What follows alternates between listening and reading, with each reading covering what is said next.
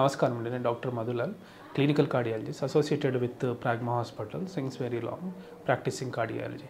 ఇప్పుడు heart attack వచ్చిన తర్వాత మనకు చేసే ప్రొసీజర్ల గురించి మాట్లాడితే ఇవి ఒక 2-3 రకాలు అనమాట. యాక్చువల్గా ముందు ఒకవేళ హార్ట్ అటాక్ వచ్చిన పేషెంట్ మనకు హాస్పిటల్కి హార్ట్ అటాక్ వచ్చిన 6 గంటల లోపల మనకు హాస్పిటల్కి వస్తే ప్రైమరీ పీటీసీ అని ఒక ప్రొసీజర్ ఉంటుంది. అంటే ఇమీడియట్గా మనని పేషెంట్ని క్యాత్ ల్యాబ్కి షిఫ్ట్ చేసుకొని చేతి నరం ద్వారా చిన్నగా ఒక కెథెటర్ లోపలికి హార్ట్ లోపలికి పంపించి ఆ హార్ట్ చుట్టుపక్కల మనము డై వేసి చూస్తాం హార్ట్కి సప్లై చేసే రక్తనాళాలు ఎలా ఉన్నాయి ఏంటి అని. సో ఆ రక్తనాళాలు ఏ రక్తనాళం బ్లాక్ ఉందో దాన్ని బట్టి మనకు నెక్స్ట్ ట్రీట్మెంట్ ఉంటుంది అన్నమాట. సో యాంజియోగ్రామ్లో మనం ఏం చేస్తాము, ఓన్లీ రక్తనాళాలు ఎలా ఉన్నాయో ఏవి బ్లాక్ అయ్యావో దాంట్లో తెలుస్తుంది అనమాట. సో ఆ బ్లాక్ అయిన రక్తనాళాన్ని ఓపెన్ చేస్తారు, అంటే డాటింగ్ అంటారు. డాటింగ్ అంటే మనకు ఒక చిన్న కెథెటర్ లోపల చిన్నది ఇంకో వైర్ పంపించేసి బెలూన్ త్రూ క్లీనప్ చేసి రక్తం అనేది రిప్లెనిష్ చేస్తారు అనమాట. దాని తర్వాత ఆ బ్లాకేజ్ సైజు బట్టి మనకు స్టంట్ అనేది నిర్ధారించి ఆ స్టంట్ సైజు ఆ బ్లాక్ సైజు మ్యాచ్ చేసిన తర్వాత ఆ స్టంట్ అనేది ఒక స్ప్రింగ్ లాంటిది అనమాట, మెడికేటెడ్ స్ప్రింగ్. ఆ స్ప్రింగ్ లోపల తీసుకెళ్ళి మనం ఏం చేస్తామంటే వెడల్పు చేస్తాం. ఆ వెడల్పు చేయడం వల్ల ఏమవుతుందంటే బ్లాక్ అనేది క్లియర్ అప్ అవుతుంది, తర్వాత రక్తం సరఫరా మొదలైపోతుంది. ఇది ప్రైమరీ పీటీసీ అండి.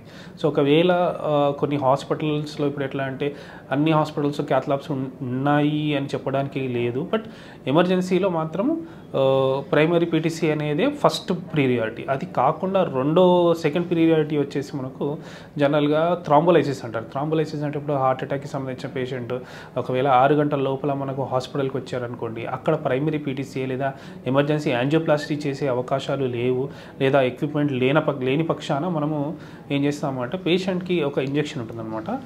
అది కొంచెం కాస్ట్లీ ఇంజెక్షన్ ఉంటుంది, పలు రకాల ఇంజెక్షన్స్ 4-5 టైప్స్ ఉంటాయి. సో ఆ ఇంజెక్షన్ ఇవ్వడం కుదురుతుంది అనమాట. ఎలాగా అంటే ఇప్పుడు హార్ట్ అటాక్కి రావడానికి కారణం ఒక బ్లాక్ తర్వాత దాని చుట్టుపక్కల ఉన్న క్లాట్.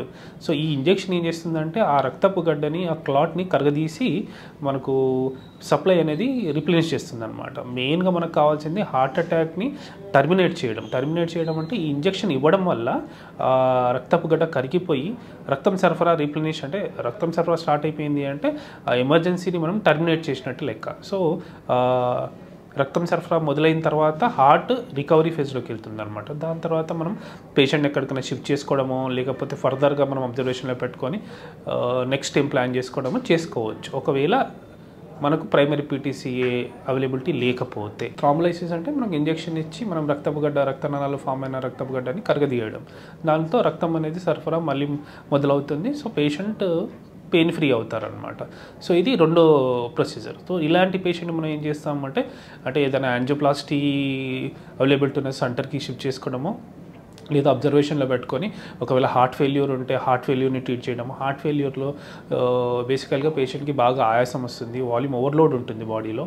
దాన్ని మనం డీకంజెస్ట్ చేస్తాం అన్నమాట. ఊపిరితిత్తులు నీళ్ళు నిండుకుపోతున్న వాటిని మనము తగ్గించి కొన్ని డైయూరిటిక్స్ ఇంజెక్షన్స్ అవన్నీ ఇచ్చి స్టెబిలైజ్ చేసుకొని ఒక 24 అవర్స్ తర్వాత కూడా మనం యాంజియోప్లాస్టీ చేసుకోవచ్చు.